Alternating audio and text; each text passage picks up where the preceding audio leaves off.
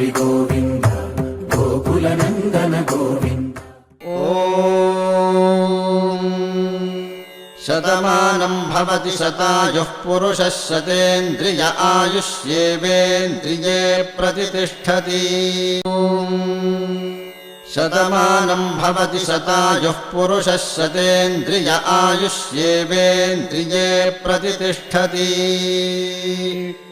शतमानं भवति शतमानकं शतमानं भवति शतायुः शतायुर्भवति शतमानकं शतमानं भवति शतायुः शतमानमिति शतमानं भवति शतायुः शतायुर्भवति शतायुः पुरुषः शतायुर्भवति शतायुः पुरुषः शतायुः पुरुषः शतायुः पुरुषः शतेन्द्रियः पुरुषः शतायुः पुरुषः शतेन्द्रियः शतायुरिति शतायुः पुरुषः शतेन्द्रियः पुरुषः शतेन्द्रिय आयुष्यायुषि शतेन्द्रियः पुरुषः शतेन्द्रिय आयुषि शतेन्द्रिय आयुष्यायुषि शतेन्द्रिय आयुष्येवैवायुषि शतेन्द्रिय आयुष्येव शतेन्द्रिय इति शत